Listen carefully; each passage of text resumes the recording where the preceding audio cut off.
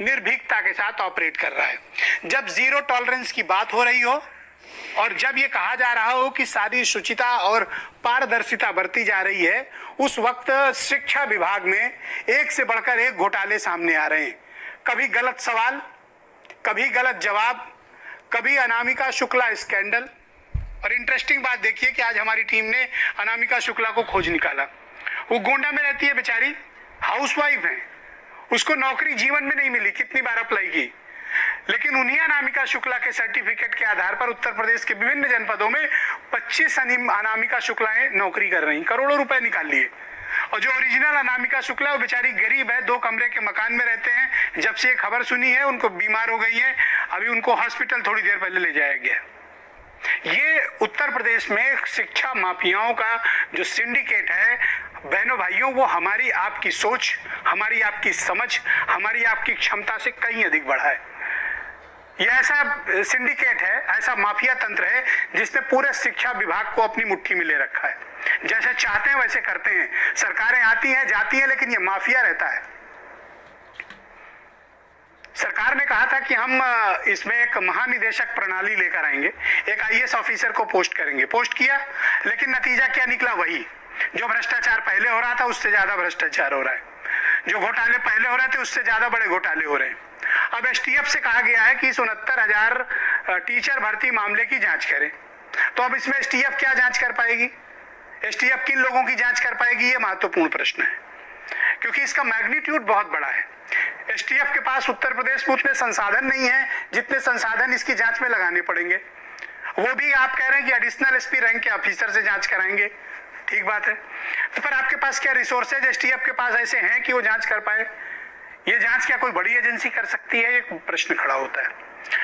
तो आखिर ये नाकाबिल, निकम्मे और बेईमान लोगों को भर्ती कैसे मिली? ये कैसे पास हो गए? जो टॉपर है बहनों भाइयों, उसके पास जब पुलिस गई पूछताछ करने कि तुमने कैसे टॉप किया, तो तुम जरा भारत के राष्ट्रपति का नाम बताओ जिसने टीचर भर्ती टॉप किया उत्तर प्रदेश में। आपको पता है उसने क्या जवाब दिया? मुझे नहीं मालूम कि भारत का राष्ट्रपति कौन है। जरा हमारे दर्शकों को ये बताइए कि ये घोटाला कैसे है और किस प्रकार का ये घोटाला है। सर, यहाँ पे हम यहाँ घोटाले से संबंधित नहीं आए हैं क्योंकि इसकी मुझे जानकारी नहीं है। हम सभी लोग मिलकर के यहाँ 2 दिन से धरना दे रहे थे एनसीटीए पे। हमारी मांग ये है कि हम लोग जब आवेदन कर रहे थे तो उस समय सर्वर बहुत डाउन था और ये जरूरी नहीं कि सबको कैफे की जानकारी अच्छे से हो ही। तो हम लोग आवेदन के समय जब फॉर्म भर रहे थे तो हमारे ऊपर परीक्षा पास करने का प्लस ये था कि 0 कट ऑफ जाएगा तो बहुत हाई कट ऑफ जाएगा, तो हम लोगों के अंदर ये था कि बहुत अच्छे मार्क्स लाने हैं। तो हम लोग पढ़ाई करने में बहुत ज्यादा हमारा माइंड प्रेशर में था कि अच्छे से हमको पढ़ाई करनी है।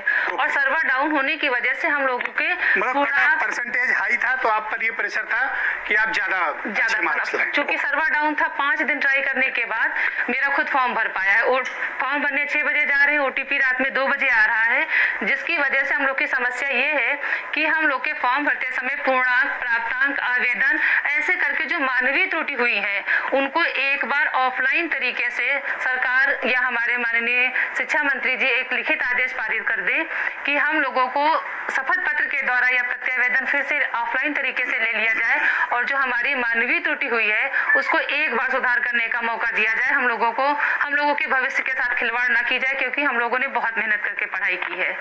कई सालों की तपस्या है हमारी सर, क्योंकि बहुत जल्दी भर्तियां आती नहीं है और हम लोग को मौका नहीं मिलता है। हम सब भूखे प्यासे कई दिन से यहाँ धरना प्रदर्शन कर रहे हैं कि हमें ऑफलाइन तरीके से जो है शपथ पत्र के माध्यम से सरकार एक बार लिखित आदेश पारित कर दे कि आपको संशोधन का मौका मिलेगा। बस हम लोग की इतनी सी मांग है। ऑलराइट, सुनील सिंह साजन मेरे साथ मौजूद हैं। काफी लंबे समय से इस प्रकरण को चेस कर रहे हैं पॉलिटिकली, और आज इनकी पार्टी ने इस पर इन्वेस्टिगेशन की डिमांड भी की है। भाई सुनील जी, आपको क्यों लगता है कि ये घोटाला है? सरकार ने तो कहा कि हमने एसटीएफ की जांच बिठा दी है, एसआईटी भी बिठा दी है, 2 जांचें बिठा दी हैं। वैसे पहला ऐसा केस है जिसमें 2 इन्वेस्टिगेशन एजेंसी जांच कर रही है। ये थोड़ा सरप्राइजिंग है। इलाहाबाद पुलिस ऑलरेडी कर रही है, तो अब 3 हो गई एजेंसी, फिर भी आपको एतराज है?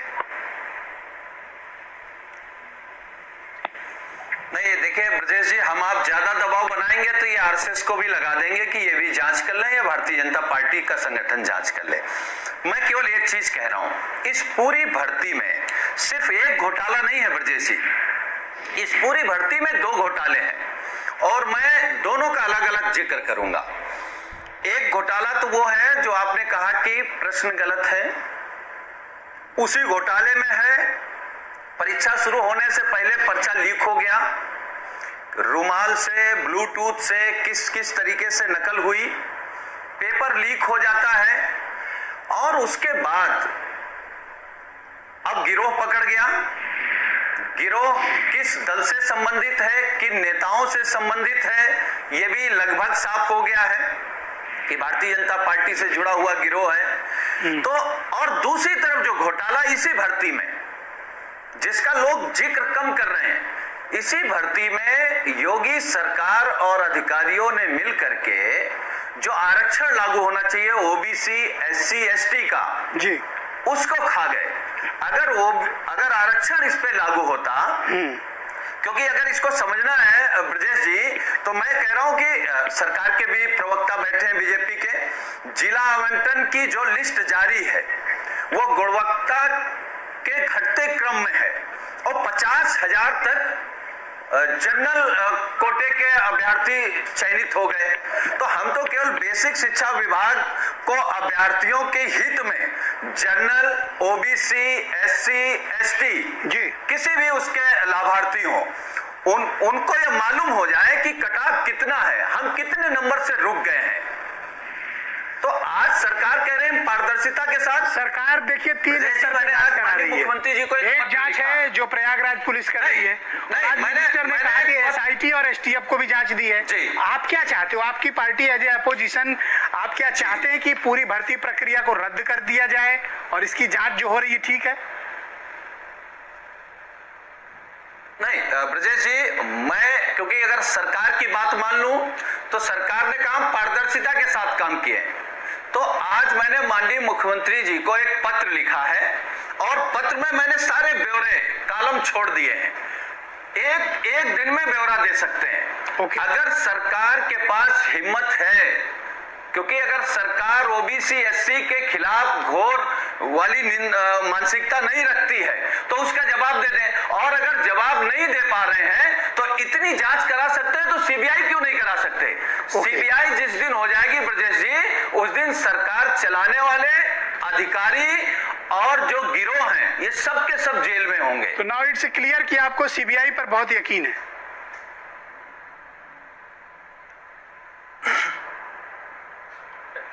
नहीं, यकीन नहीं है, भरोसा है, भरोसा तो करना पड़ेगा कहीं ना कहीं। Okay, all right. तो आप चाहते हैं कि प्रक्रिया को रद्द किया जाए? भरोसा है ना किया जाए, लोगों ने क्लैरिटी किया वो भी जेल जाएंगे। Sunil ji, make it clear, भर्ती प्रक्रिया रद्द हो या कंटिन्यू रहे? जी देखिए, मैं उस पर इसलिए कोई बात नहीं कह सकता हूं क्योंकि बहुत मेहनत के साथ लोगों ने पास किया। एक व्यक्ति के साथ भी नाइंसाफी हुई है सुनील जी, सुनील जी, एक व्यक्ति के साथ भी नाइंसाफी हुई है तो इस प्रक्रिया को रद्द किया। बात मैं मानूं, अगर एक के साथ भी अन्याय हुआ है तो वो एक के साथ भी अन्याय हुआ है तो प्रक्रिया रद्द होनी चाहिए। कि ये वही सरकार है, ये वही माननीय मुख्यमंत्री जी है। हमको आपको याद होगा माननीय मुख्यमंत्री जी का बयान, उन्होंने कहा था कि उत्तर प्रदेश में रोजगार बहुत है लेकिन योग्य लोग नहीं है। जो आपने अनामिका की बात की है, तो अगर इस तरीके के एक आध योग्य मिल जाते हैं, हालांकि उसको नौकरी नहीं मिली आपने बताया, लेकिन कितनी अनामिका नौकरी कर रही है, उनके पास 2 टाइम का खाने को नहीं है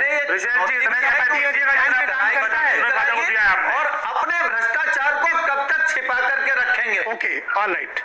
अब मैं सुरेंद्र राजपूत जी के पास चलता हूं, फिर आलोक अवस्थी जी के पास इस डिबेट पे मूव करेंगे। Okay, alright. सुरेंद्र राजपूत जी, मैं आपसे समझना चाहता हूं कि भाई जब सरकार ने जांच के आदेश दे दिए हैं तो प्रियंका गांधी इस मामले को पॉलिटिसाइज क्यों कर रही हैं?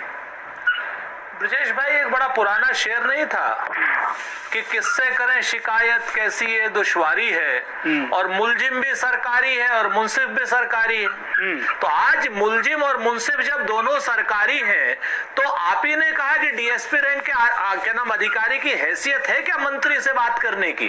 डीएसपी रैंक के आदमी की हैसियत है क्या एक सीनियर आईएएस से सवाल जवाब करने की? ये तो वही बात हो गई जैसे कि योगी जी ने योगी जी से कहा कि योगी जी के सारे जो दोष हैं वो मुक्त हैं और उनके सारे के सारे मुकदमे वापस हो गए। तो सच बात यह है कि इन सब चीजों से कुछ नहीं होना है। हम लंबी चौड़ी, सुनील भाई ने बड़े विस्तार से बात रख दी, इनमें सिर्फ मैं जोड़ दूंगा, इनकी सारी बातों से सहमत होते हुए एक दो और पूरक बातें जोड़ रहा हूं, और सुनील भाई भी शायद इस पर सहमत होंगे। नहीं, सुनील भाई का कवर फायर आपको क्यों नहीं नहीं, कवर फायर नहीं, असल बात, मैं अगर अपनी बात करूंगा तो वही बात अगर मैं दोहराऊंगा ना ब्रजेश भाई, तो आपका समय खराब होगा जी।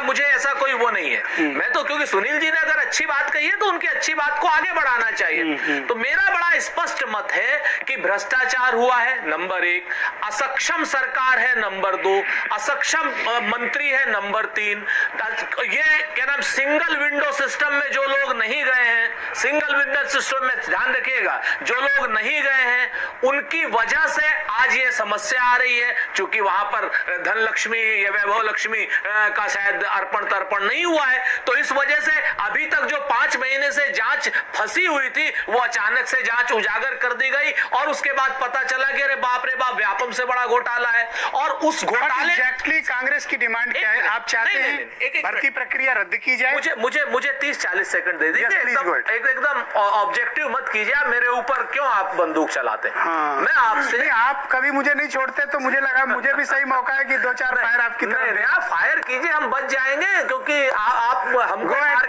नहीं मिलने वाला। तो हम जो आपसे कहना चाह रहे हैं, ये पहला प्रकरण ऐसा हो रहा है जिसमें पुलिस भी जांच कर रही है, SIT भी, STF भी, सारे TF तो इनके कर दे रहे हैं, और अब हम सब लोग कह रहे हैं CBI की भी जांच हो। सच बात यह है कि CBI किसकी है? CBI भी तो इन्हीं की है। तो हमारा तो बड़ा स्पष्ट मन है कि हाई कोर्ट या सुप्रीम कोर्ट का सिटिंग जज की निगरानी में CBI इसकी जांच करे, बगैर दो या कंटिन्यू रहे। और दूसरी बात, आप ये भर्ती जो है, अभ्यर्थियों को बहुत स्पष्ट रूप से घनघोर अन्याय हो रहा है।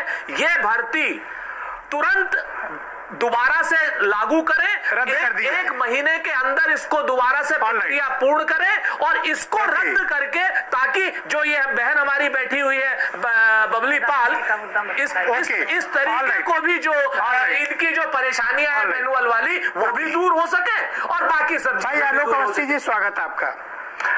जब भारतीय जनता पार्टी ने नारा दिया था न गुंडा राज न भ्रष्टाचार, अब की बार बीजेपी सरकार। सर मैं कुछ कहना चाहती हूँ। जस्ट वेट मैम, प्लीज अपनी बारी का वेट करें और आप शांत रहिए, मैं आपको समय दूंगा। आलोक जी, तब आपने कहा था कि साहब कोई भ्रष्टाचार नहीं होगा, 0 टॉलरेंस की पॉलिसी है। 69,000 टीचरों की भर्ती में इतना बड़ा घोटाला हो जाता है, कुछ लोग सिर्फ गिरफ्तार कर लिए जाते हैं, और आप कह रहे हैं कि हम जांच कराएंगे। अभी तक आपने यह भी स्पष्ट नहीं किया कि इसके मुख्य आरोपी कौन है, उनके कनेक्शंस क्या हैं, भर्ती प्रक्रिया आप रद्द क्यों नहीं कर रहे हैं?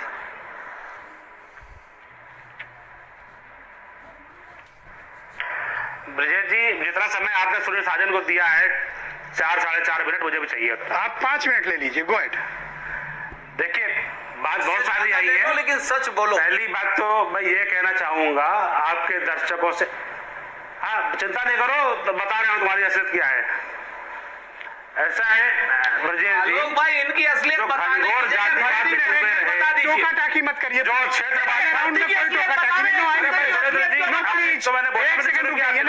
देखिए, आलोक जी ने किसी के बीच में नहीं बोला, आप लोगों में इतना सब्र होना चाहिए कि आप उनकी बात सुने। आलोक जी गो अहेड, बोले आप। बात यह कि जांच राहुल गांधी को दे देंगे तो जो बिल्कुल सही हो जाएंगे। ये उनका राहुल गांधी के आगे टेप नहीं चलता है, मुझे मालूम है। ये सीधी बात ये है, एक सेकंड, ये असलियत यूपी को ये 7 पसंद है, ये समाजवादी पार्टी के एक चट्टे बट्टे रहे हैं, एक थैली के एक वो रहे हैं, सिक्के के 2 पहलू रहे हैं। आपको पता है पिछली सरकार में भी नियुक्तियां हुई थी, विशुद्ध रूप से घनघोर जातिवाद, क्षेत्रवाद और पैसे के खुले लेन देन के आरोप लगे थे। ये मैं नहीं लगा रहा हूं आरोप, ये माननीय उच्च न्यायालय ने आरोप लगाए थे, और इनके भर्ती बोर्ड के चेयरमैन को बर्खास्त किया था, उसके खिलाफ CBI इंक्वायरी लगाई थी। और किसके खिलाफ कब लगाई थी? इसी समाजवादी पार्टी के नेता अखिलेश यादव जो मुख्यमंत्री थे, और ये कांग्रेस के प्रवक्ता उनके साथी थे। तो ये हमको आईना ना दिखाए, पहली चीज।